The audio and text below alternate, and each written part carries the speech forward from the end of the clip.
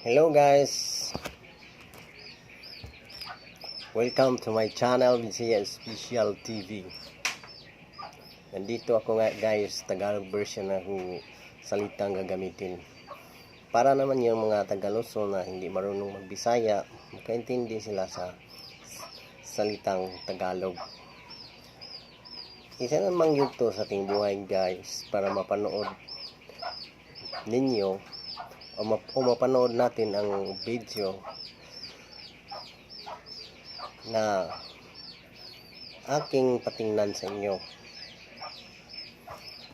Nandito ako ngayon sa City Sodlon, Lahog, Cebu City.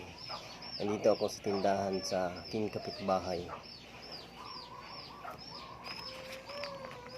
Nandito ako guys para kumain ng chicharon.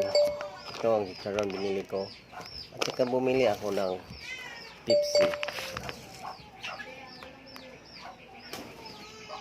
Ngunit bago pa, bigyan niya ako ng pagkakataon na ituro sa inyo kung paano buksan ang takip ng soft drinks na gamit ang takip ng plastic bottle.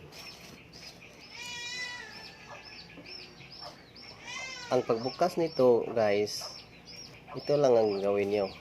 Ganito ang kamay. Ganito ang kamay nyo. Pag ganon, bigyan niyo ng allowance mga 2 inches. Ito ang paghawak sa liig ng bote.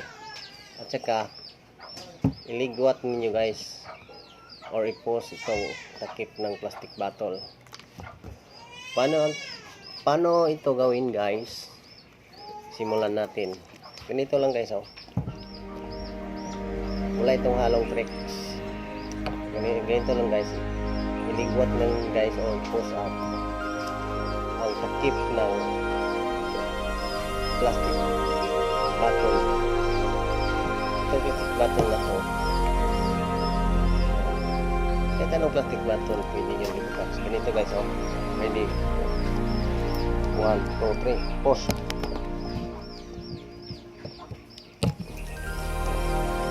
Gas.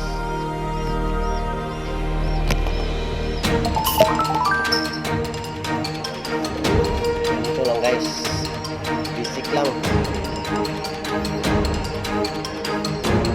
Ganyan ko guys.